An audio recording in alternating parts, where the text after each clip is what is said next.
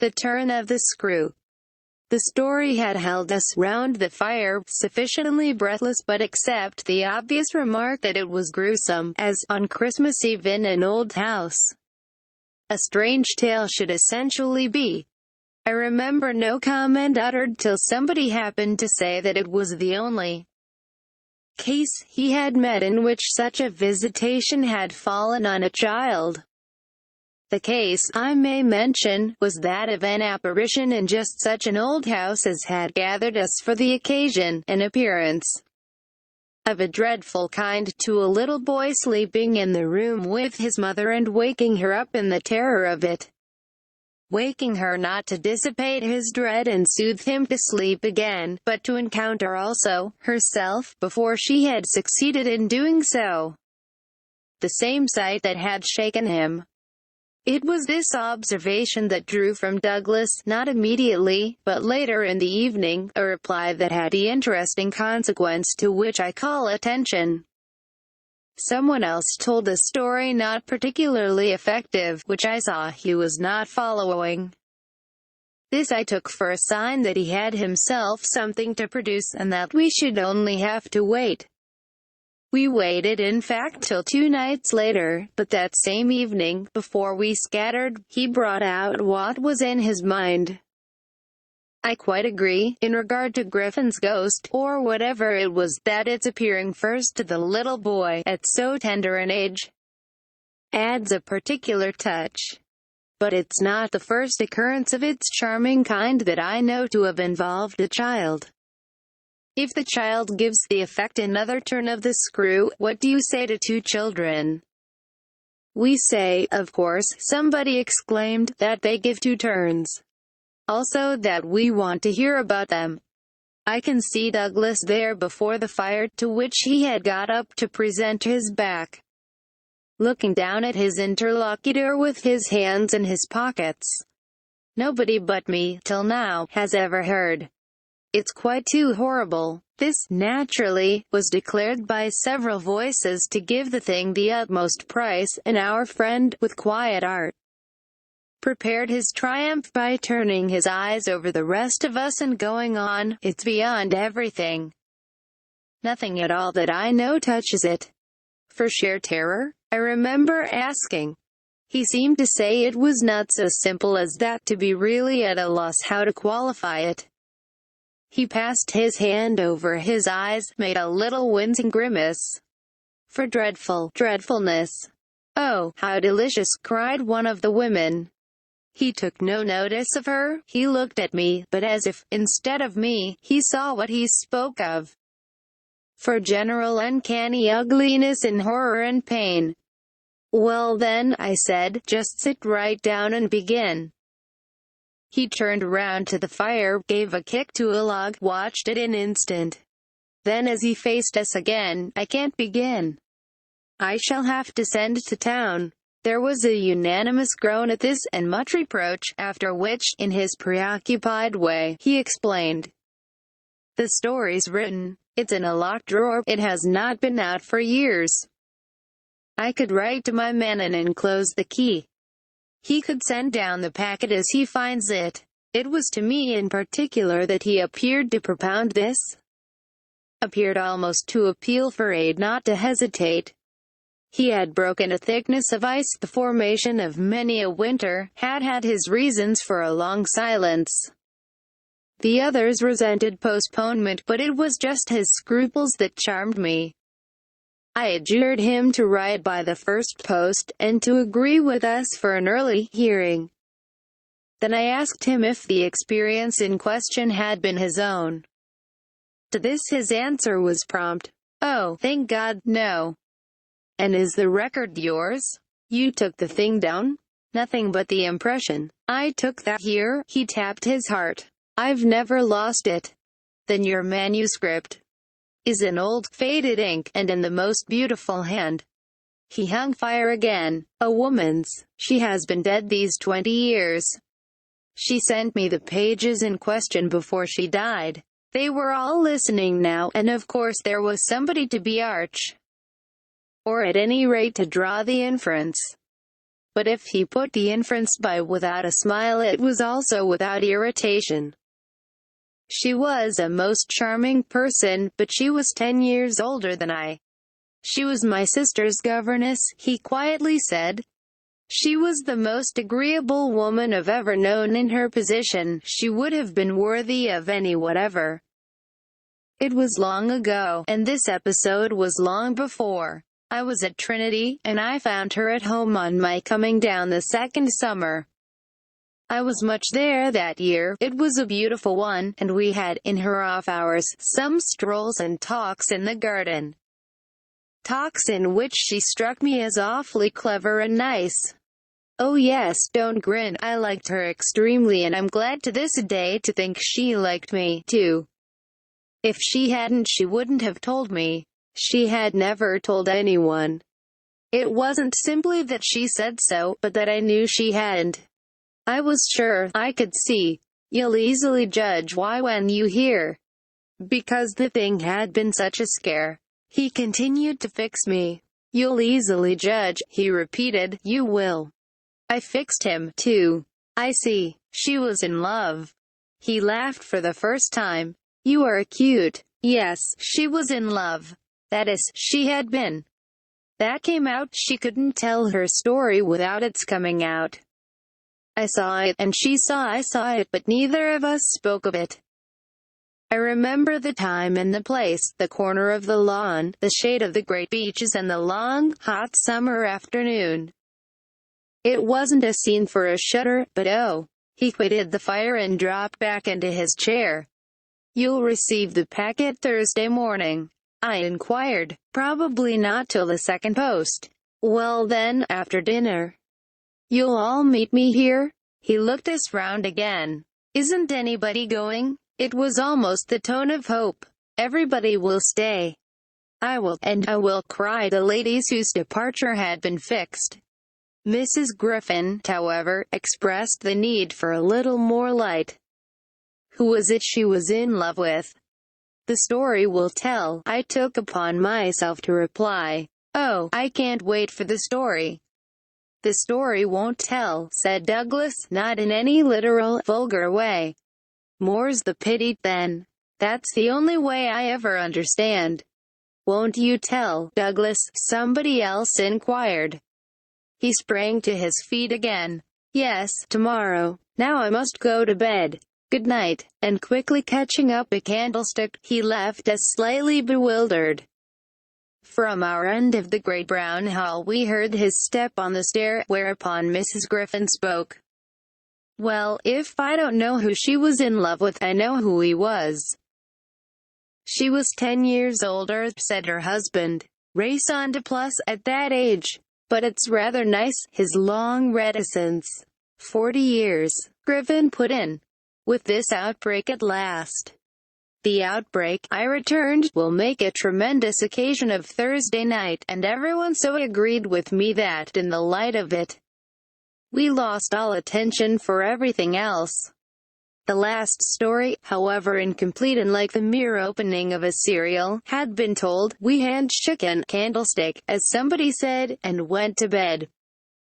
I knew the next day that a letter containing the key had, by the first post, gone off to his London apartments, but in spite of, or perhaps just on account of, the eventual diffusion of this knowledge, we quite let him alone till after dinner, till such an hour of the evening. In fact, as might best accord with the kind of emotion on which our hopes were fixed. Then he became as communicative as we could desire, and indeed gave us his best reason for being so. We had it from him again before the fire in the hall, as we had had our mild wonders of the previous night. It appeared that the narrative he had promised to read us really required for a proper intelligence a few words of prologue. Let me say here distinctly, to have done with it, that this narrative, from an exact transcript of my own made much later, is what I shall presently give. Poor Douglas, before his death, when it was in sight, committed to me the manuscript that reached him on the 3rd of these days, and that, on the same spot, with immense effect, he began to read to our hushed little circle on the night of the 4th. The departing ladies who had said they would stay didn't, of course, thank heaven, stay. They departed, in consequence of arrangements made, in a rage of curiosity, as they professed, produced by the touches with which he had already worked us up. But that only made his little final auditory more compact and select, kept it round the hearth, subject to a common thrill. The first of these touches conveyed that the written statement took up the tale at a point after it had, in a manner, begun. The fact to be in possession of was therefore that his old friend, the youngest of several daughters of a poor country parson, had, at the age of 20, on taking service for the first time in the schoolroom, come up to London, in trepidation, to answer in person an advertisement that had already placed her in brief correspondence with the advertiser. This person proved, on her presenting herself for judgment, at a house in Harley Street, that impressed her as vast and imposing. This prospective patron proved a gentleman, a bachelor in the prime of life, such a figure as had never risen, save in a dream or an old novel, before a fluttered, anxious girl out of a Hampshire vicarage. One could easily fix his type, it never, happily, dies out. He was handsome and bold and pleasant, offhand and gay and kind. He struck her, inevitably, as gallant and splendid. But what took her most of all and gave her the courage she afterwards showed, was that he put the whole thing to her as a kind of favor, an obligation he should gratefully incur. She conceived him as rich but as fearfully extravagant, saw him all in a glow of high fashion, of good looks, of expensive habits, of charming ways with women. He had for his own town residence a big house filled with the spoils of travel and the trophies of the chase. But it was to his country home, an old family place in Essex, that he wished her immediately to proceed. He had been left, by the death of their parents in India, guardian to a small nephew and a small niece, children of a younger, a military brother, whom he had lost 2 years before. These children were, by the strangest of chance for a man in his position, a lone man without the right sort of experience or a grain of patience, very heavily on his hands. It had all been a great worry and, on his own part doubtless, a series of blunders.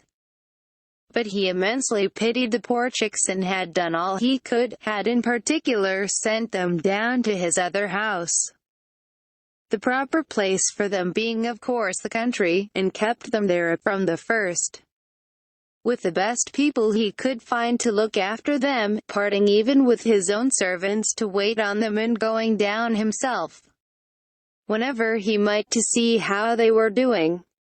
The awkward thing was that they had practically no other relations and that his own affairs took up all his time. He had put them in possession of Bly, which was healthy and secure, and had placed at the head of their little establishment, but below stairs only, an excellent woman, Mrs. Gross, whom he was sure his visitor would like, and who had formerly been maid to his mother. She was now housekeeper and was also acting for the time as superintendent to the little girl, of whom, without children of her own, she was, by good luck, extremely fond. There were plenty of people to help, but of course the young lady who should go down as governess would be in supreme authority. She would also have, in holidays, to look after the small boy, who had been for a term at school, young as he was to be sent. But what else could be done, and who, as the holidays were about to begin, would be back from one day to the other? There had been for the 2 children at first a young lady whom they had had the misfortune to lose.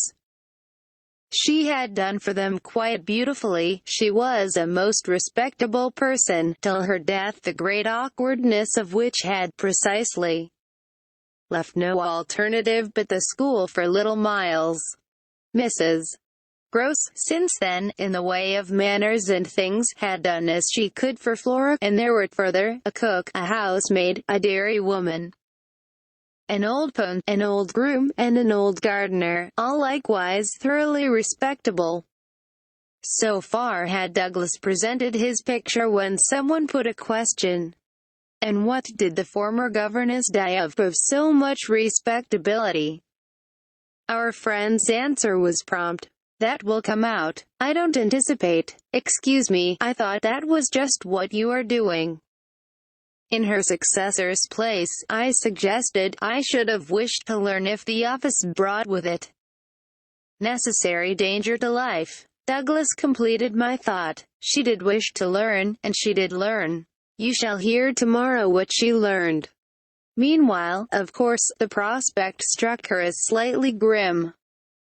She was young, untried, nervous. It was a vision of serious duties and little company, of really great loneliness. She hesitated, took a couple of days to consult and consider. But the salary offered much exceeded her modest measure, and on a second interview she faced the music. She engaged. And Douglas, with this, made him pause that, for the benefit of the company, moved me to throw in. The moral of which was of course the seduction exercised by the splendid young man. She succumbed to it. He got up and, as he had done the night before, went to the fire, gave a stir to a log with his foot, then stood a moment with his back to us. She saw him only twice. Yes, but that's just the beauty of her passion. A little to my surprise, on this Douglas turned round to me. It was the beauty of it. There were others, he went on, who hadn't succumbed. He told her frankly all his difficulty, that for several applicants the conditions had been prohibitive. They were, somehow, simply afraid. It sounded dull, it sounded strange, and all the more so because of his main condition.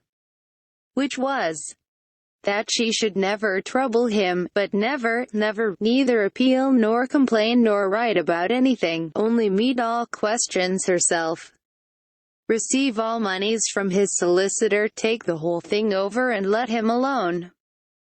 She promised to do this, and she mentioned to me that when, for a moment, disburdened, delighted, he held her hand, thanking her for the sacrifice, she already felt rewarded. But was that all her reward? One of the ladies asked. She never saw him again. Oh, said the lady, which, as our friend immediately left us again, was the only other word of importance contributed to the subject till, the next night, by the corner of the hearth in the best chair, he opened the faded red cover of a thin old-fashioned gilt-edged album. The whole thing took indeed more nights than one, but on the first occasion the same lady put another question. What is your title? I haven't one. Oh, I have, I said. But Douglas, without heeding me, had begun to read with a fine clearness that was like a rendering to the ear of the beauty of his author's hand. I remember the whole beginning as a succession of flights and drops, a little seesaw of the right throbs and the wrong. After rising, in town, to meet his appeal, I had at all events a couple of very bad days, found myself doubtful again, felt indeed sure I had made a mistake. In this state of mind I spent the long hours of bumping, swinging coach that carried me to the stopping place at which I was to be met by a vehicle from the house. This conveyance, I was told, had been ordered, and I found, toward the close of the June afternoon, a commodious fly-in waiting for me.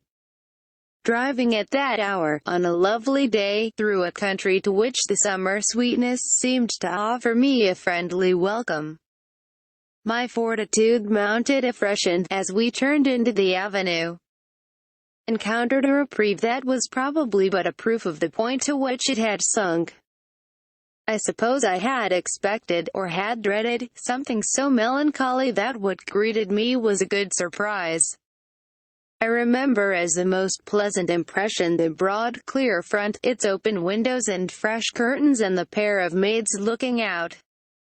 I remember the lawn and the bright flowers and the crunch of my wheels on the gravel and the clustered treetops over which the rooks circled and cawed in the golden sky.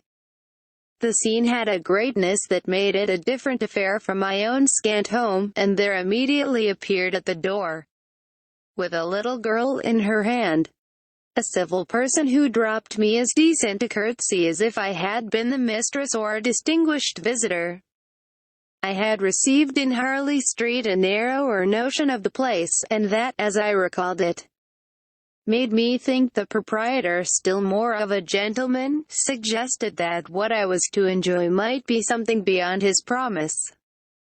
I had no drop again till the next day, for I was carried triumphantly through the following hours by my introduction to the younger of my pupils. The little girl who accompanied Mrs. Gross appeared to me on the spot a creature so charming as to make it a great fortune to have to do with her.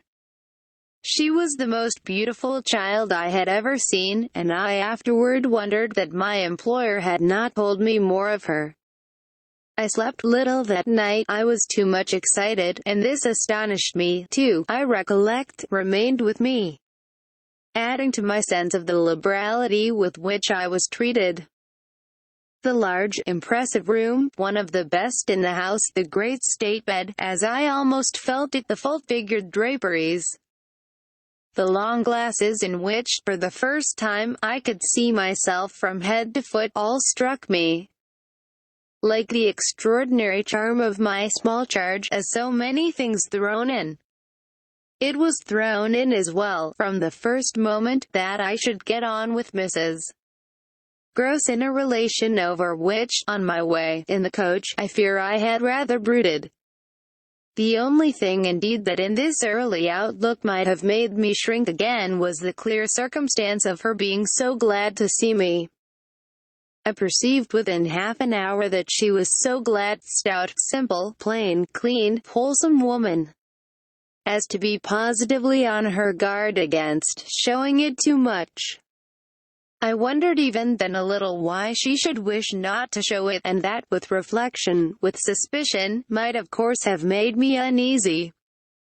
But it was a comfort that there could be no uneasiness in a connection with anything so beatific as the radiant image of my little girl, the vision of whose angelic beauty had probably more than anything else to do with the restlessness that, before morning, made me several times rise and wander about my room to take in the whole picture and prospect, to watch, from my open window, the faint summer dawn, to look at such portions of the rest of the house as I could catch, and to listen, while, in the fading dusk, the first birds began to twitter, for the possible recurrence of a sound or two, less natural and not without but within, that I had fancied I heard.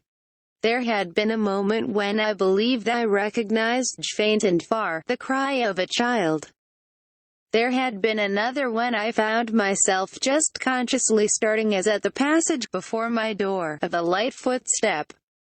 But these fancies were not marked enough not to be thrown off, and it is only in the light, or the gloom, I should rather say, of other and subsequent matters that they now come back to me.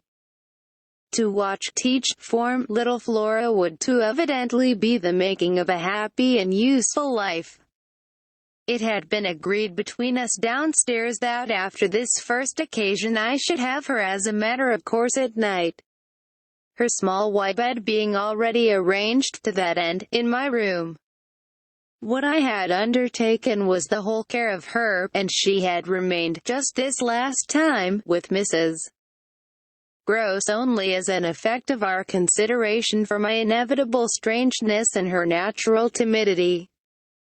In spite of this timidity, which the child herself, in the oddest way in the world, had been perfectly frank and brave about allowing it, without a sign of uncomfortable consciousness, with the deep, sweet serenity indeed of one of Raphael's holy infants, to be discussed, to be imputed to her, and to determine as, I feel quite sure she would presently like me. It was part of what I already liked Mrs.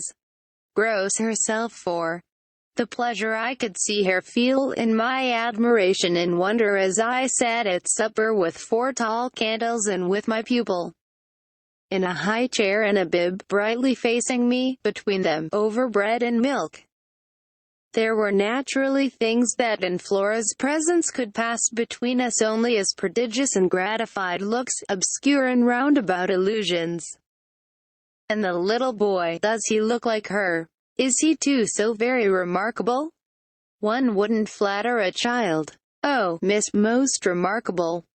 If you think well of this one, and she stood there with a plate in her hand, beaming at our companion, who looked from one of us to the other with placid heavenly eyes that contained nothing to check us. Yes, if I do, you will be carried away by the little gentleman. Well, that, I think, is what I came for, to be carried away. I'm afraid, however, I remember feeling the impulse that I'm rather easily carried away. I was carried away in London. I can still see Mrs. Gross's broad face as she took this in. In Harley Street. In Harley Street. Well, miss, you're not the first, and you won't be the last. Oh, I've no pretension, I could laugh, to being the only one. My other pupil, at any rate, as I understand, comes back tomorrow. Not tomorrow, Friday, miss. He arrives, as you did, by the coach, under care of the guard, and is to be met by the same carriage. I forthwith expressed that the proper as well as the pleasant and friendly thing would be therefore that, on the arrival of the public conveyance, I should be in waiting for him with his little sister. An idea in which Mrs. Gross concurred so heartily that I somehow took her manner as a kind of comforting pledge, never falsified, thank heaven, that we should on every question be quite at one. Oh, she was glad I was there. What I felt the next day was, I suppose, nothing that could be fairly called a reaction from the cheer of my arrival. It was probably at the most only a slight impression produced by a fuller measure of the scale, as I walked round them, gazed up at them, took them in, of my new circumstances. They had, as it were, an extent and mass for which I had not been prepared, and in the presence of which I found myself, freshly, a little scared as well as a little proud. Lessons, in this agitation, certainly suffered some delay. I reflected that my first duty was, by the gentlest arts I could contrive, to win the child into the sense of knowing me. I spent the day with her out of doors. I arranged with her, to her great satisfaction, that it should be she only, who might show me the place. She showed it step by step and room by room and secret by secret, with droll, delightful, childish talk about it, and with the result, in half an hour, of our becoming immense friends. Young as she was, I was struck, throughout our little tour, with her confidence and courage, with the way, in empty chambers and dull corridors, on crooked staircases that made me pause, and even on the summit of an old machicolated square tower that made me dizzy, her morning music, her disposition to tell me so many more things than she asked, rang out and led me on. I have not seen Bly since the day I left it, and I dare say that to my older and more informed eyes it would now appear sufficiently contracted.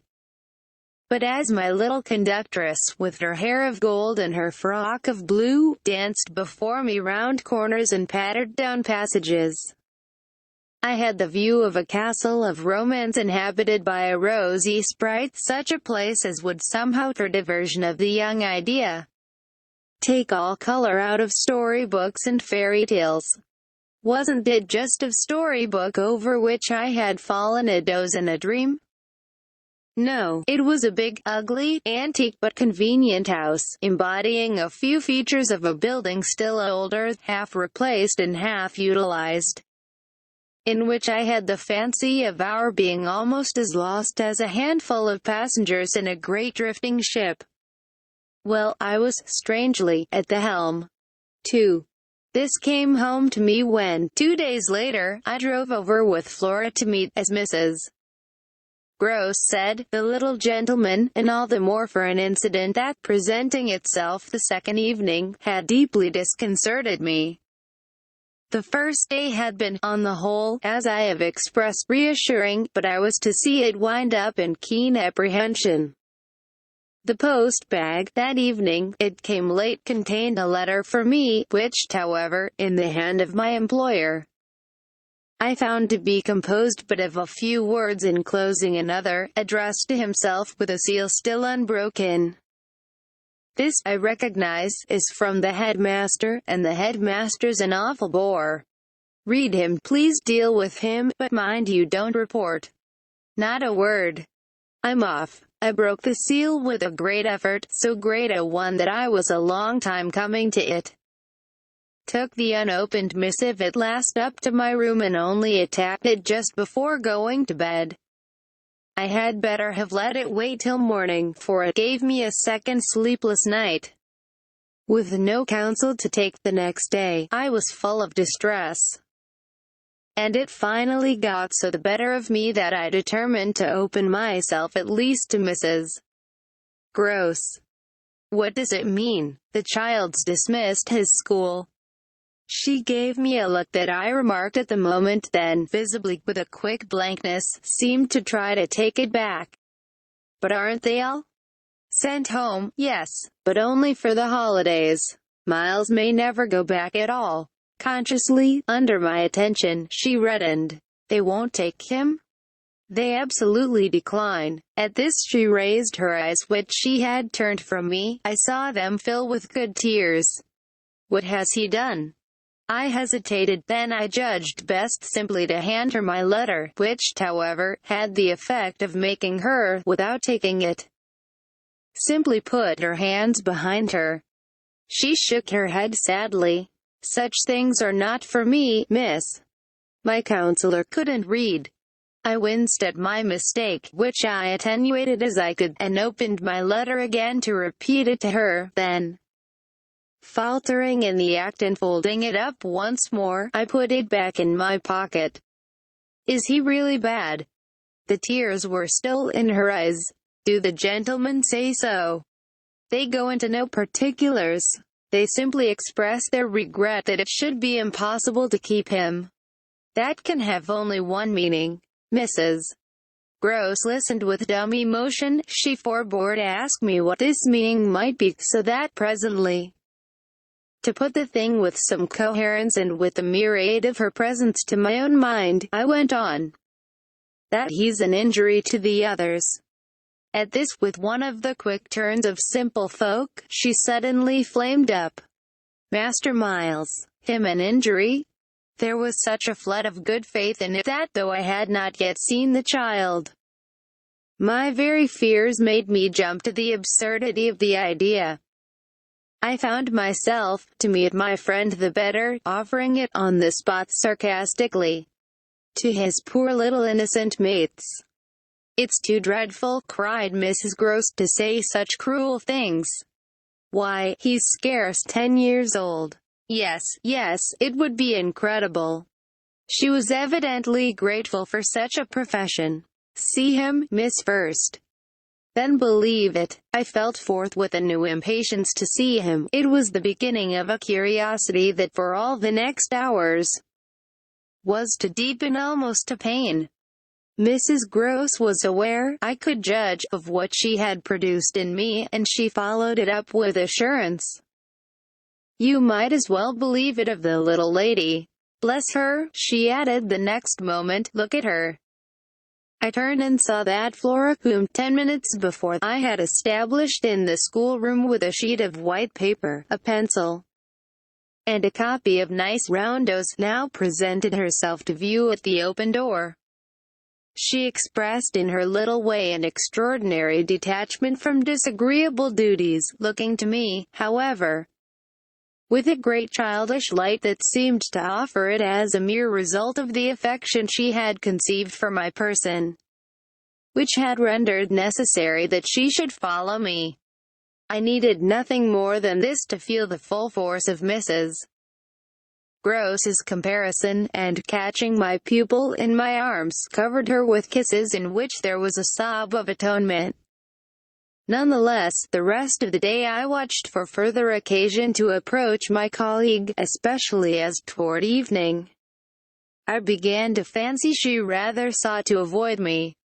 I overtook her, I remember, on the staircase. We went down together, and at the bottom I detained her, holding her there with a hand on her arm. I take what you said to me at noon as a declaration that you've never known him to be bad. She threw back her head. She had clearly, by this time, and very honestly, adopted an attitude. Oh, never known him, I don't pretend that. I was upset again. Then you have known him? Yes indeed, miss, thank God. On reflection I accepted this. You mean that a boy who never is no boy for me. I held her tighter. You like them with a spirit to be naughty? Then, keeping pace with her answer, so do I eagerly brought out. But not to the degree to contaminate. To contaminate, my big word left her at a loss. I explained it. To corrupt. She stared, taking my meaning in, but it produced in her an odd laugh. Are you afraid he'll corrupt you? She put the question with such a fine bold humor that, with a laugh, a little silly doubtless, to match her own, I gave way for the time to the apprehension of ridicule. But the next day, as the hour for my drive approached, I cropped up in another place. What was the lady who was here before? The last governess? She was also young and pretty, almost as young and almost as pretty, miss, even as you. Ah, then, I hope her youth and her beauty helped her. I recollect throwing off, he seems to like us young and pretty. Oh, he did, Mrs. Gross assented, it was the way he liked everyone. She had no sooner spoken indeed than she caught herself up. I mean that's his way, the master's. I was struck. But of whom did you speak first? She looked blank, but she colored. Why, of him. Eve the master? Of who else? There was so obviously no one else that the next moment I had lost my impression of her having accidentally said more than she meant. And I merely asked what I wanted to know. Did she see anything in the boy? That wasn't right. She never told me. I had a scruple, but I overcame it. Was she careful, particular? Mrs. Gross appeared to try to be conscientious. About some things, yes. But not about all. Again she considered. Well, miss, she's gone. I won't tell tales. I quite understand your feeling, I hastened to reply, but I thought it, after an instant, not opposed to this concession, to pursue. Did she die here? No, she went off. I don't know what there was in this brevity of Mrs. Gross's that struck me as ambiguous. Went off to die? Mrs. Gross looked straight out of the window, but I felt that, hypothetically, I had a right to know what young persons engaged for Bly were expected to do. She was taken ill, you mean, and went home? She was not taken ill, so far as appeared, in this house. She left it, at the end of the year, to go home, as she said, for a short holiday, to which the time she had put in had certainly given her a right. We had then a young woman, a nursemaid who had stayed on and who was a good girl and clever. And she took the children altogether for the interval. But our young lady never came back, and at the very moment I was expecting her I heard from the master that she was dead. I turned this over. But of what? He never told me. But please, miss, said Mrs. Gross, I must get to my work. 3. Her thus turning her back on me was fortunately not for my just preoccupations, a snub that could check the growth of our mutual esteem. We met after I had brought home little Miles, more intimately than ever on the ground of my stupefaction, my general emotion. So monstrous was I then ready to pronounce it that such a child as had now been revealed to me should be under an interdict. I was a little late on the scene, and I felt, as he stood wistfully looking out for me before the door of the inn at which the coach had put him down, that I had seen him On the instant, without and within, in the great glow of freshness, the same positive fragrance of purity, in which I had, from the first moment, seen his little sister. He was incredibly beautiful, and Mrs. Gross had put her finger on it. Everything but a sort of passion of tenderness for him was swept away by his presence. What I then and there took him to my heart for was something divine that I have never found to the same degree in any child. His indescribable little air of knowing nothing in the world but love. It would have been impossible to carry a bad name with a greater sweetness of innocence. And by the time I had got back to Bly with him, I remained merely bewildered, so far, that is, as I was not outraged by the sense of the horrible letter locked up in my room, in a drawer. As soon as I could compass a private word with Mrs. Gross, I declared to her that it was grotesque. She promptly understood me. "You mean the cruel charge. It doesn't live an instant. My dear woman, look at him." She smiled at my pretension to have discovered his charm. "I assure you, miss, I do nothing else." "What will you say, then?" she immediately added. In answer to the letter, I had made up my mind. Nothing. And to his uncle, I was incisive. Nothing. And to the boy himself, I was wonderful. Nothing. She gave with her apron a grey wipe to her mouth. "Then I'll stand by you. We'll see it out." "We'll see it out," I ardently echoed, giving her my hand to make it a vow. She held me there a moment, then whisked up her apron again with her detached hand. "Would you mind, miss, if I used the freedom to kiss me?" "No." I took the good creature in my arms and, after we had embraced like sisters, felt still more fortified and indignant. This, at all events, was for the time, a time so full that, as I recall the way it went, it reminds me of all the art I now need to make it a little distinct. What I look back at with amazement is the situation I accepted. I had undertaken, with my companion, to see it out, and I was under a charm, apparently, that could smooth away the extent and the far and difficult connections of such an effort. I was lifted aloft on a grey wave of infatuation and pity. I found it simple, in my ignorance, my confusion, and perhaps my conceit, to assume that I could deal with a boy whose education for the world was all on the point of beginning. I am unable even to remember at this day what proposal I framed for the end of his holidays and the resumption of his studies. Lessons with me. Indeed, that charming summer, we all had a theory that he was to have, but I now feel that for weeks, the lessons must have been rather my own.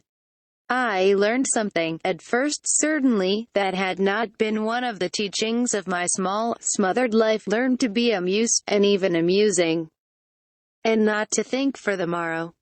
It was the first time, in a manner, that I had known space and air and freedom. All the music of summer and all the mystery of nature. And then there was consideration, and consideration was sweet. Oh, it was a trap, not designed, but deep to my imagination, to my delicacy, perhaps to my vanity, to whatever, in me, was most excitable. The best way to picture it all is to say that I was off my guard. They gave me so little trouble, they were of a gentleness so extraordinary. I used to speculate, but even this with a dim disconnectedness, as to how the rough future, for all futures are rough, would handle them and might bruise them. They had the bloom of health and happiness, and yet, as if I had been in charge of a pair of little grandees, of princes of the blood, for whom everything, to be right, would have to be enclosed and protected, the only form that, in my fancy, the after years could take for them was that of a romantic, a really royal extension of the garden and the park. It may be, of course, above all, that what suddenly broke into this gives the previous time a charm of stillness. That hush in which something gathers or crouches. The change was actually like the spring of a beast.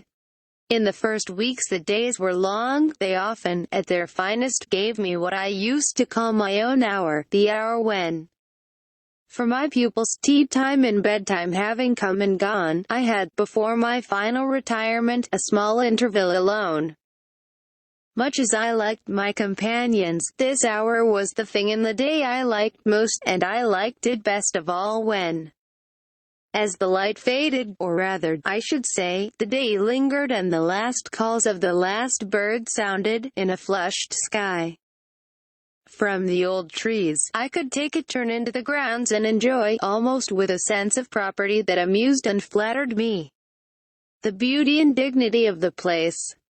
It was a pleasure at these moments to feel myself tranquil and justified, doubtless perhaps also to reflect that by my discretion, my quiet good sense and general high propriety, I was giving pleasure, if he ever thought of it, to the person to whose pressure I had responded. What I was doing was what he had earnestly hoped and directly asked of me, and that I could, after all, do it proved even a greater joy than I had expected. I dare say I fancied myself, in short, a remarkable young woman, and took comfort in the faith that this would more publicly appear. Well, I needed to be remarkable to offer a front to the remarkable things that presently gave their first sign. It was plump, one afternoon, in the middle of my very hour. The children were tucked away, and I had come out for my stroll. One of the thoughts that, as I don't in the least shrink now from noting, used to be with me in these wanderings, was that it would be as charming as a charming story suddenly to meet someone. Someone would appear there at the turn of a path and would stand before me and smile and approve. I didn't ask more than that, I only asked that he should know, and the only way to be sure he knew would be to see it, and the kind light of it, in his handsome face. That was exactly present to me, by which I mean the face was when, on the first of these occasions, at the end of a long June day, I stopped short on emerging from one of the plantations and coming into view of the house. What arrested me on the spot, and with a shock much greater than any vision had allowed for, was the sense that my imagination had, in a flash, turned real. He did stand there, but high up, beyond the lawn and at the very top of the tower to which, on that first morning, little Flora had conducted me. This tower was one of a pair, square, incongruous, crenellated structures that were distinguished, for some reason, though I could see little difference, as the new and the old. They flanked opposite ends of the house and were probably architectural absurdities, redeemed in a measure indeed by not being wholly disengaged nor of a high too pretentious dating, in their gingerbread antiquity, from a romantic revival that was already a respectable past. I admired them, had fancies about them, for we could all profit in a degree, especially when they loomed through the dusk, by the grandeur of their actual battlements, yet it was not at such an elevation that the figure I had so often invoked seemed most in place. It produced in me, this figure, in the clear twilight. I remember two distinct gasps of emotion, which were, sharply, the shock of my first and that of my second surprise. My second was a violent perception of the mistake of my first. The man who met my eyes was not the person I had precipitately supposed. There came to me thus a bewilderment of vision of which, after these years, there is no living view that I can hope to give. An unknown man in a lonely place is a permitted object of fear to a young woman privately bred, and the figure that faced me was. A few more seconds assured me, as little anyone else I knew, as it was the image that had been in my mind. I had not seen it in Harley Street, I had not seen it anywhere.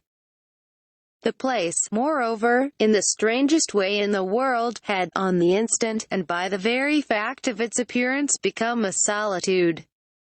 To me at least, making my statement here with a deliberation with which I have never made it, the whole feeling of the moment returns.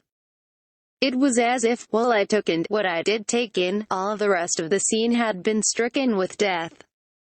I can hear again, as I write, the intense hush in which the sounds of evening dropped. The rook stopped cawing in the golden sky, and the friendly hour lost, for the minute, all its voice. But there was no other change in nature, unless indeed it were a change that I saw with a stranger sharpness. The gold was still in the sky, the clearness in the air. And the man who looked at me over the battlements was as definite as a picture in a frame. That's how I thought with extraordinary quickness, of each person that he might have been and that he was not. We were confronted across our distance quite long enough for me to ask myself with intensity who then he was in to feel. As an effect of my inability to say, a wonder that in a few instants more became intense. The great question, or one of these, is, afterward, I know, with regard to certain matters, the question of how long they have lasted. Well, this matter of mine, think what you will of it, lasted while I caught at a dozen possibilities, none of which made a difference for the better, that I could see, in their having been in the house, and for how long, above all, a person of whom I was in ignorance. It lasted while I just bridled a little with the sense that my office demanded that there should be no such ignorance and no such person. It lasted while this visitant, at all events, and there was a touch of the strange freedom, as I remember, in the sign of familiarity of his wearing no hat, seemed to fix me, from his position, with just the question. Just the scrutiny through the fading light that his own presence provoked. We were too far apart to call to each other, but there was a moment at which, at shorter range, some challenge between us breaking the hush would have been the right result of our straight mutual stare.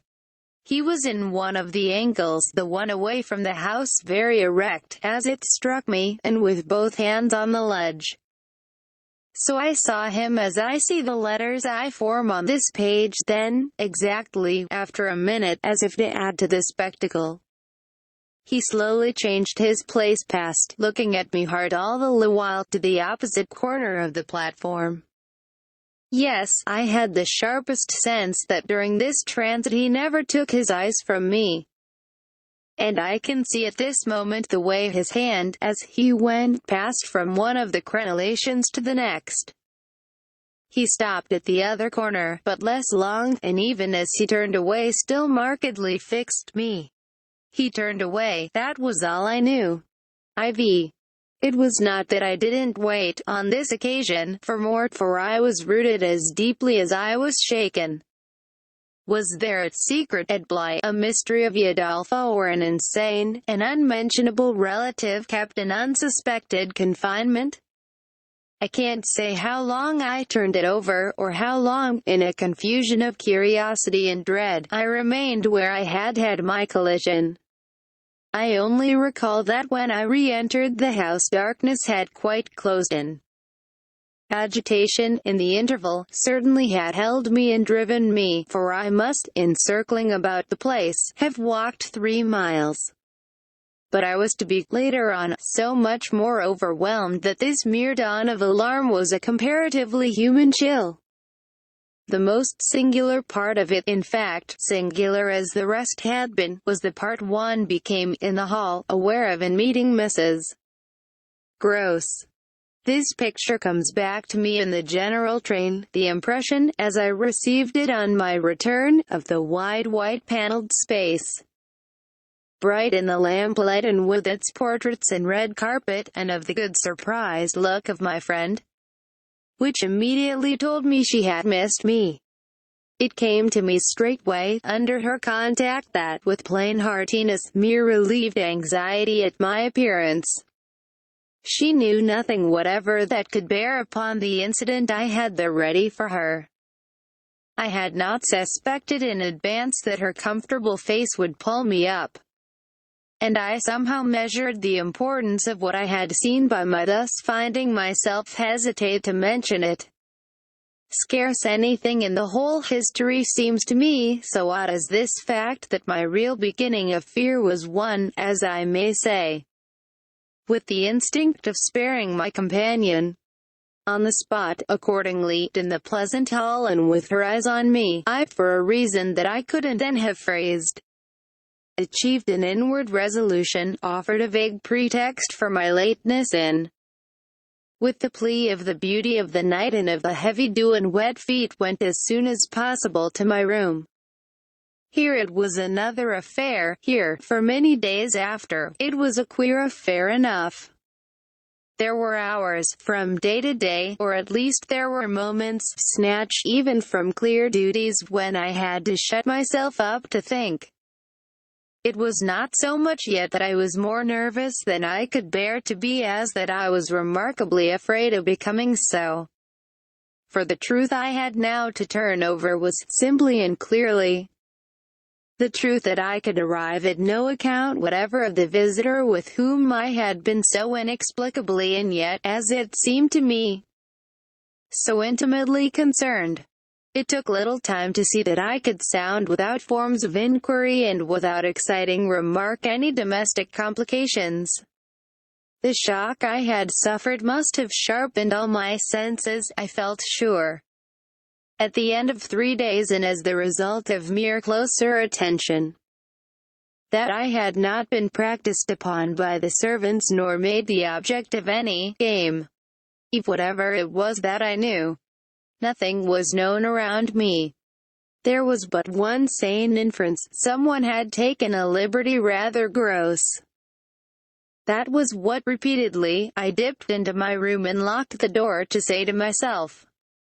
We had been, collectively, subject to an intrusion. Some unscrupulous traveler, curious in old houses, had made his way in unobserved, enjoyed the prospect from the best point of view, and then stolen out as he came. If he had given me such a bold hard stare, that was but a part of his indiscretion. The good thing, after all, was that we should surely see no more of him. This was not so good a thing, I admit, as not to leave me to judge that what, essentially, made nothing else much signify was simply my charming work. My charming work was just my life with Miles and Flora. And through nothing could I so like it as through feeling that I could throw myself into it in trouble. The attraction of my small charges was a constant joy, leading me to wonder afresh at the vanity of my original fears. The distaste I had begun by entertaining for the probable grey prose of my office. There was to be no grey prose, it appeared, and no long grind, so how could work not be charming that presented itself as daily beauty? It was all the romance of the nursery and the poetry of the schoolroom. I don't mean by this, of course, that we studied only fiction and verse. I mean I can express no otherwise the sort of interest my companions inspired. How can I describe that except by saying that instead of growing used to them, and it's a marvel for a governess, I call the sisterhood to witness, I made constant fresh discoveries. There was one direction, assuredly, in which these discoveries stopped. Deep obscurity continued to cover the region of the boy's conduct at school. It had been promptly given me, I have noted, to face that mystery without a pang. Perhaps even it would be nearer the truth to say that, without a word, he himself had cleared it up. He had made the whole charge absurd. My conclusion bloomed there with the real rose flush of his innocence. He was only too fine and fair for the little horrid, unclean school world. And he had paid a price for it. I reflected acutely that the sense of such differences, such superiorities of quality, always, on the part of the majority, which could include even stupid, sordid headmasters, turn infallibly to the vindictive. Both the children had a gentleness, it was their only fault, and it never made Miles a muff that kept them, how shall I express it, almost impersonal and certainly quite unpunishable. They were like the cherubs of the anecdote, who had, morally, at any rate, nothing to whack. I remember feeling with Miles in especial as if he had had, as it were, no history. We expect of a small child a scant one, but there was in this beautiful little boy something extraordinarily sensitive yet extraordinarily happy, that, more than in any creature of his age I have seen, struck me as beginning anew each day. He had never for a second suffered. I took this as a direct disproof of his having really been chastised. If he had been wicked he would have caught it, and I should have caught it by the rebound. I should have found the trace. I found nothing at all, and he was therefore an angel.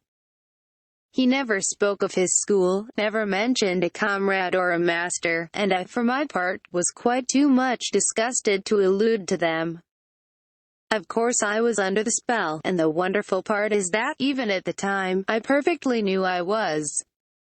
But I gave myself up to it. It was an antidote to any pain, and I had more pains than one. I was in receipt in these days of disturbing letters from home, where things were not going well. But with my children, what things in the world mattered? That was the question I used to put to my scrappy retirements. I was dazzled by their loveliness. There was a Sunday to get on, when it rained with such force and for so many hours that there could be no procession to church. In consequence of which, as the day declined, I had arranged with Mrs. Gross that, should the evening show improvement, we would attend together the late service. The rain happily stopped, and I prepared for our walk, which, through the park and by the good road to the village, would be a matter of 20 minutes. Coming downstairs to meet my colleague in the hall, I remembered a pair of gloves that had required 3 stitches and that had received them with a publicity perhaps not edifying, while I sat with the children at their tea, served on Sundays by exception, in that cold, clean temple of mahogany and brass, the grown-up dining room. The gloves had been dropped there, and I turned in to recover them. The day was grey enough, but the afternoon light still lingered, and it enabled me, on crossing the threshold, not only to recognize, on a chair near the wide window, then closed, the articles I wanted, but to become aware of a person on the other side of the window and looking straight in. One step into the room had sufficed. My vision was instantaneous. It was all there. The person looking straight in was the person who had already appeared to me. He appeared thus again with, I won't say greater distinctness, for that was impossible, but with a nearness that represented a forward stride in our intercourse, and made me, as I met him, catch my breath and turn cold. He was the same, and seen, this time, as he had been seen before, from the waist up the window. Though the dining room was on the ground floor, not going down to the terrace on which he stood. His face was close to the glass, yet the effect of this better view was, strangely, only to show me how intense the former had been. He remained but a few seconds, long enough to convince me he also saw and recognized. But it was as if I had been looking at him for years and had known him always.